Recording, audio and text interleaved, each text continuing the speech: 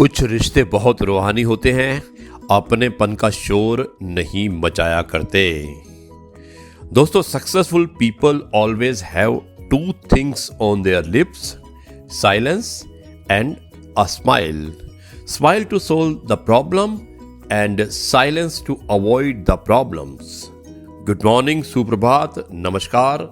ये है आपका अपना प्रिय आरजे आदि कश्यप मोविचा मानुस और आपके लिए लेकर आया है आपका मन पसंद programme positive karma episode number 155। आज मैं रिपोर्टिंग कर रहा हूँ नई दिल्ली से और दिन है रविवार, एपिसोड नंबर है 155। जीवन की सबसे महंगी चीज है आपका वर्तमान, जो एक बार चला जाए तो फिर लौट कर वापिस नहीं आता। दोस्तों, शख्सियत अच्छी होगी तभी लोग उसमें बुराइयां खोजेंगे, वरना बुरे की तरफ देखता ही कौन है। दोस्तों, आप अगर बात करना चाहे तो हम आज बात कर सकते हैं। बहुत सारी ऐसी बातें हैं जो मैं आज आपको सुनाना चाहता हूँ। यह है आपका अपना प्रिय आरजे आदि कश्यप मोविचा मानुस और आपके लिए लेकर आया है आपका अपना मनपसंद प्रोग्राम पॉजिटिव कर्मा। 11 अक्टूबर संडे का दिन, एपी 155। आज आप इस प्रोग्राम को अपने परिवार के साथ सुन रहे होंगे और अब मैं सुनाता हूं आपको इस कार्यक्रम का अगला हिस्सा। एक छोटी सी बात, एक सत्य बात, और मुझे उम्मीद है कि ये बात भी आपको पसंद आएगी। मैं मिलता हूं आपको एक छोटे से ब्रेक के बाद।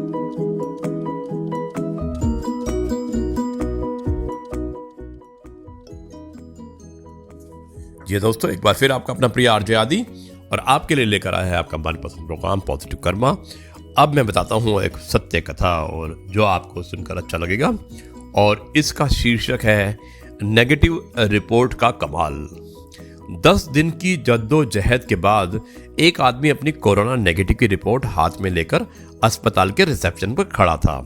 आसपास कुछ लोग तालियां बजा रहे थे, उसका अभिनंदन कर रहे थे। जंग जो जीत कर आया था वो, लेकिन उस शख्स के चेहरे पर बेचैनी की गहरी छाया थी।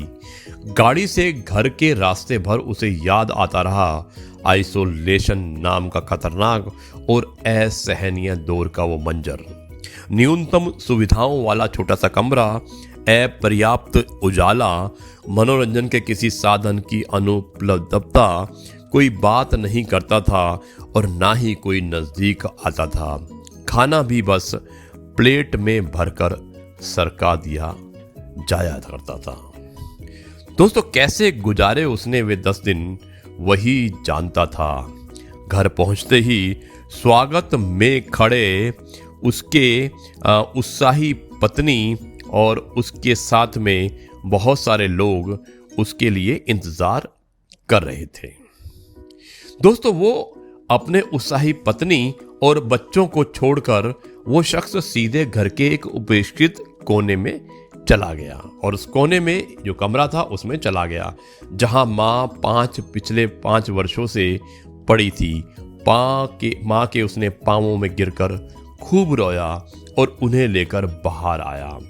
पिता की मृत्यु के बाद पिछले 5 वर्षों में एकांतवास आइसोलेशन भोग रही माँ से कहा कि माँ, आज से आप हम सब एक साथ जगह पर ही रहेंगे। माँ को भी बड़ा आश्चर्य हुआ कि आखिर बेटे ने उसकी पत्नी के सामने ऐसा कहने की हिम्मत कैसे कर ली थी। इतना बड़ा हृदय परिवर्तन एकाएक कैसे हो गया मेरे बेटे का। बेटे ने फिर अपने एकांतवास की सारी परिस्थितियां माँ को बताई और बोला, अब मुझे एहसास हुआ कि एकांतवास कितना दुखदाई होता है। बेटे की नेगेटिव रिपोर्ट उसकी जिंदगी की पॉजिटिव रिपोर्ट बन गई थी। शख्सियत अच्छी होगी तभी लोग उसमें बुराइयां खोजेंगे, वरना बुरे की तरफ देखता ही कौन है। दोस्तों, गुड मॉर्निंग। यह है आपका अपना प्रिय आरजे आदि कश्यप मोविचा मानुस और मुझे उम्मीद है कि आपको यह कार्यक्रम पसंद आ रहा होगा। अगर इस दुनिया में खुश रहना है तो खुद से दोस्ती करना सीख लो। हमारी इच्छाओं से ज्यादा सुंदर ईश्वर की योजना होती है। दोस्तों, होता सवेरा है या उजाला तब नहीं होता है जब सूर्योदय होता है, बल्कि इसके लिए हमें आंखें खोल कर रहना पड़ता है, इसलिए हमें हमेशा जाग के रहना चाहिए। दोस्तों, ये है आपका अपना प्रिय आरजे आदि कश्यप मुंबईचा माणूस, और आपके लिए लेकर आया है आपका मनपसंद प्रोग्राम पॉजिटिव कर्मा। आपको ये प्रोग्राम हम दिल्ली से प्रसारित कर रहे हैं। आज है 11 अक्टूबर, दिन है रविवार, और एपिसोड नंबर है 155। दोस्तों, अब मैं इस कार्यक्रम का जो आखिरी कड़ी होती है कहानी के रूप में होती है, और मैं आपको एक छोटे से ब्रेक के बाद में एक बहुत ही अच्छी कहानी सुनाता हूँ। जाइएगा मत, मिलते हैं इस छोटे से ब्रेक के बाद।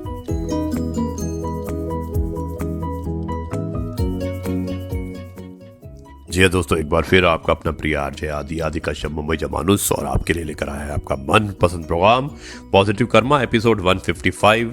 और आज मैं आपको सुनाने वाला हूं एक कहानी, और कहानी का शीर्षक है मैं कौन हूं। दोस्तों, शुरुआत करता हूं इस कहानी की, और मुझे उम्मीद है कि ये कहानी आपको पसंद आएगी। शुरुआत होती है इस कहानी की कुछ इस प्रकार। एक था भिखारी, रेल सफर में भीख मांगने के दौरान एक सूट बूट पहले सेठ जी उसे दिखाए। उसने सोचा कि यह व्यक्ति बहुत अमीर लगता है, इससे भीख मांगने पर मुझे जरूर अच्छे पैसे मिलेंगे। वो उस सेठ से भीख मांगने लगा। भिखारी को देख उस सेठ ने कहा, तुम हमेशा मांगते ही रहते हो, क्या कभी किसी को कुछ देते भी हो? भिखारी बोला, साहब मैं तो भिखारी हूँ, हमेशा लोगों से मांगता ही रहता हूँ, मेरी इतनी औकात कहाँ कि किसी को कुछ दे सकूं। सेठ जी ने कहा, जब किसी को कुछ दे ही नहीं सकते तो तुम्हें मांगने का कोई हक नहीं है। मैं व्यापारी हूँ और लेन देन में विश्वास करता हूँ। अगर तुम्हारे पास मुझे कुछ देने को हो तो तभी मैं तुम्हें बदले में कुछ दे सकता हूँ। तभी वो स्टेशन आ गया जहां पर उस सेठ को उतरना था, और वो ट्रेन से उतरा और चला गया। इधर भिखारी सेठ की कही गई बात को सोचने लगा। सेठ के द्वारा कही गई बात उस भिखारी के दिल में उतर गई, और वो सोचने लगा कि शायद मुझे भीख में अधिक पैसा इसलिए नहीं मिलता क्योंकि मैं उसके बदले में किसी को कुछ नहीं दे पाता, लेकिन मैं तो भिखारी हूँ, किसी को कुछ देने लायक भी नहीं हूँ। लेकिन कब तक मैं लोगों को बिना कुछ दिए केवल मांगता ही रहूंगा? बहुत सोचने के बाद भिखारी ने निर्णय किया कि जो भी व्यक्ति उससे भीख देगा उसके बदले में वह भी उस व्यक्ति को कुछ ना कुछ जरूर देगा। लेकिन अब उसके दिमाग में प्रश्न यह चल रहा था दोस्तों कि वो खुद भिखारी है, तो भीख के बदले में वो दूसरों को क्या दे सकता है। इस बात को सोचते हुए दिन भर गुजरा, लेकिन उसे अपने प्रश्न का उत्तर नहीं मिला। दूसरे दिन जब स्टेशन के पास बैठा हुआ था, तभी उसकी नजर कुछ फूलों पर पड़ी जो स्टेशन के आसपास के पौधों पर खिल रहे थे। उसने सोचा, क्यों ना मैं लोगों को भीख के बदले में कुछ फूल दे दिया करूं। उसको अपना यह विचार अच्छा लगा और उसने वहां से कुछ फूल तोड़ लिए। वो ट्रेन में भीख मांगने गया था। जब भी कोई उसे भीख देता, उसके बदले में वो भीख देने वाले को कुछ फूल दे देता। उन फूलों को लोग खुश होकर अपने पास रख लेते। अब भिखारी रोज फूल तोड़ता और भीख के बदले में उन फूलों को लोगों में बांट देता था। अपने पास जो भी उसके पास फूल थे वो उन्हें बांट दिया करता था। तो कुछ ही दिनों में उसने महसूस किया कि अब उससे बहुत अधिक लोग भीख देने लगे हैं। वो स्टेशन के पास के सभी फूलों को तोड़ लाता था। जब तक उसके पास फूल रहते थे तब तक उसे बहुत से लोग भीख देते थे, लेकिन जब फूल बांटते बांटते खत्म हो जाते तो उसे भीख भी नहीं मिलती। अब रोज ऐसा ही चलता रहा। दोस्तों, एक दिन जब वह भिखारी भीख मांग रहा था तो उसने देखा कि वही सेठ जो उसे पहली बार मिला था ट्रेन में बैठे हैं, जिसकी वजह से उसे भीख के बदले में फूल देने की प्रेरणा मिली थी। वह तुरंत उस व्यक्ति के पास पहुंच गया और भीख मांगते हुए बोला, आज मेरे पास आपको देने के लिए कुछ फूल हैं, आप मुझे भीख दीजिए, बदले में मैं आपको कुछ फूल दूंगा। सेठ ने उसे भीख के रूप में कुछ पैसे दे दिए और भिखारी ने कुछ फूल उसे दे दिए। उस सेठ को यह बात पसंद आई।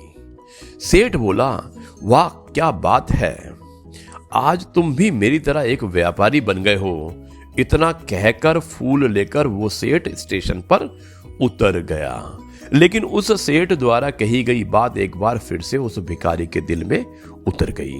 वो बार बार उस सेठ के द्वारा कही गई बात के बारे में सोचने लगा और बहुत खुश होने लगा। उसकी आंखें अब चमकने लगी। उसे लगने लगा कि अब उसके हाथ सफलता की वो चाबी लग गई है जिसके द्वारा वो अपने जीवन को बदल सकता है। वो तुरंत ट्रेन से नीचे उतरा और उत्साहित होकर बहुत तेज आवाज में ऊपर आसमान की ओर देखकर बोला, मैं भिखारी नहीं हूं, मैं तो एक व्यापारी हूं।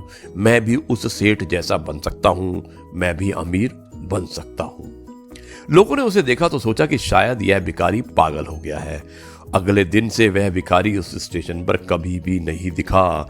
1 वर्ष बाद इसी स्टेशन पर 2 व्यक्ति सूट बूट पहने यात्रा कर रहे थे।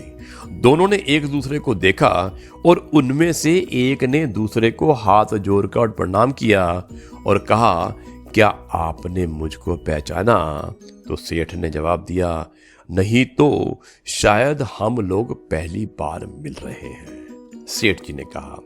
तो भिखारी ने कहा, सेठ जी आप याद कीजिए, हम पहली बार नहीं बल्कि तीसरी बार मिल रहे हैं। सेठ जी ने कहा, मुझे याद नहीं आ रहा। वैसे हम पहले 2 बार कब मिले थे? अब पहला व्यक्ति मुस्कुराया और बोला, हम पहले भी 2 बार इसी ट्रेन में मिले थे। मैं वही भिखारी हूं जिसको आपने पहली मुलाकात में बताया कि मुझे जीवन में क्या करना चाहिए और दूसरी मुलाकात में बताया कि मैं वास्तव में कौन हूं। ये बात उसने कही। नतीजा यह निकला कि आज मैं फूलों का एक बहुत बड़ा व्यापारी हो गया हूं और इसी व्यापार के काम से दूसरे शहर जा रहा हूं।